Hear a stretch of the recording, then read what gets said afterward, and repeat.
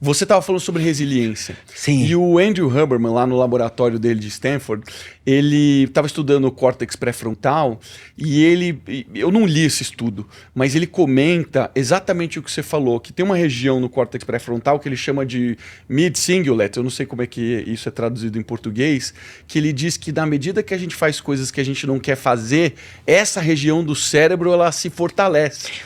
O que é muito interessante, tá? Vários estudos já mostraram que quando você ativa mais alguma parte do seu cérebro, tá? Essa parte do seu cérebro vai ter primeiro modificações entre transmissão elétrica, depois de neurotransmissões e depois anatômica, tá?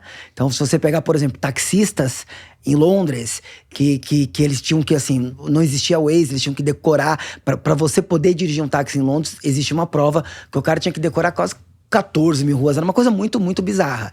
E eles aí de dirigirem muito, o que mostrou? Esse é um estudo mais antigo, tá? Era pré-Waze, que mostrou que o taxista, ele tinha uma área do cérebro maior, tá? Anatomicamente maior. O pianista, a área de controle dos dedos, é maior. E aí você pega, eles pegaram, assim, será que a pessoa já não tinha uma área maior e por isso que ela foi pra essa área?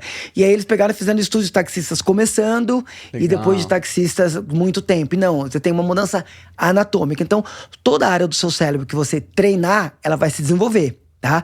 E são um dos mecanismos do vício, por exemplo. Você está estimulando sempre uma área do cérebro, ela vai se desenvolver, ela vai ficar ávida por mais. E assim, tudo que você fizer, tudo que você treinar, você vai ficar bom. Seja pro lado bom, seja pro lado ruim.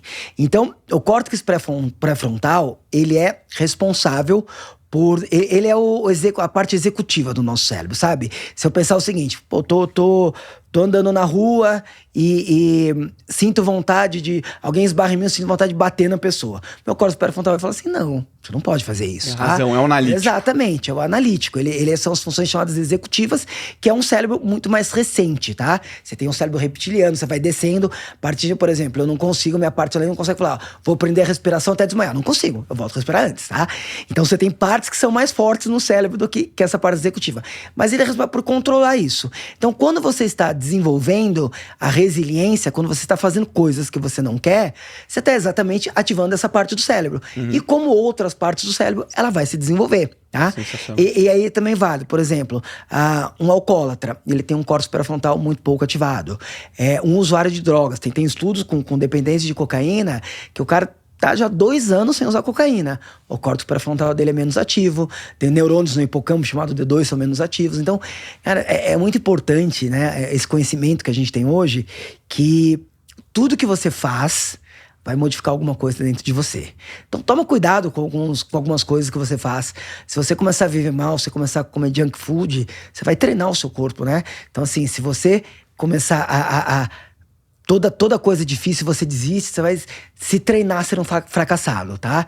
Então você vê pessoas reclamando da vida, mas elas estão todos os dias treinando para ser fracassadas. Todos os dias, tá? Elas botam o celular para 6 da manhã ou para 7 da manhã e elas apertam o botão de snooze e ficam até 9 na cama, tá? Elas falam que vão para academia e não vão para academia. Elas falam que vão comer bem no almoço e chega na hora do almoço, pedem uma comida gordurosa, muito carboidrato, tá? Essa pessoa, ela tá se treinando para ser fracassada. Ela não entende que a relação do fazer algo errado é exatamente igual a fazer um exercício. Exatamente. Porque no fim das contas isso, como você mesmo falou agora há pouco, isso é representado no nosso organismo fisiologicamente. E as conexões neurais, elas não deixam de existir, né, Doc? É raríssimo a gente desfazer uma conexão neural, né? De um vício, de cocaína, do prazer que a gente sente. Exato. A gente pode falar que você fazer coisas que você não gosta tanto, você ser resiliente, está treinando o músculo da força de vontade, tá? A pessoa que está vivendo uma vida assim, ela está treinando o músculo do fracasso. Ela vai ficar cada vez melhor em fracassar. Então, o que vai acontecer? No início, ela não acorda no horário certo, ela se recrimina. Aí no outro dia, ela se recrimina menos.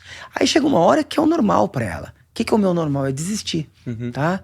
O meu normal é desistir. Então, a gente precisa avaliar muito como que nós estamos vivendo, porque hoje a gente vive numa sociedade, tem um neurocientista brasileiro, chama Eslen Delano Gar. Adoro ele. Do Reservatório de Dopamina. Eu adoro ele, assisto tudo dele. Eu estive com ele na segunda-feira, porque ele tá dando aula lá no G4, aí ele deu uma aula sobre sono para nós.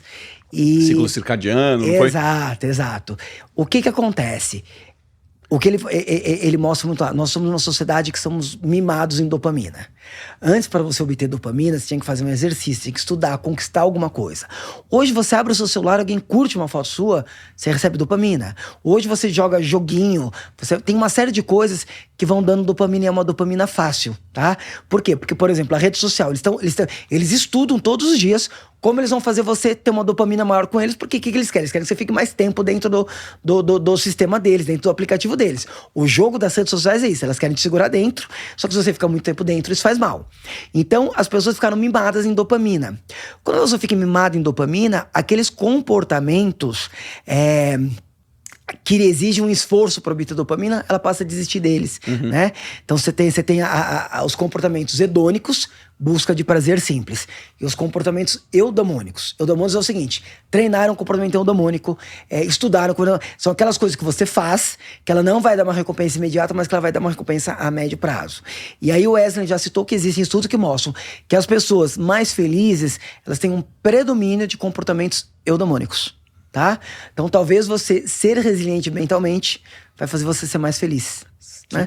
Tem algumas coisas que são impressionantes. Você pensar, você vai ver. Você já viu aquela autora que ela escreveu Nação Dopamina e Nação Tarja Preta depois, tá? Então ela mostra um estudo, homens, tá?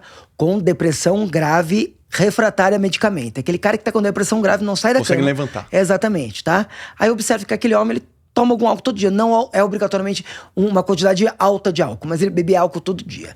Internar esse cara sem nenhum medicamento por 2 meses, sem álcool. 80% teve remissão da depressão. Você jura? É bizarro. Ela cita esse estudo inclusive no livro Nação Dopamina. Tá? Que demais. Então, se a gente pensar, hoje, saúde mental é uma das questões mais importantes, né? E até você vê, é um dos pilares que eu coloco tanto para alta performance quanto para longevidade. E talvez seja simples melhorar isso.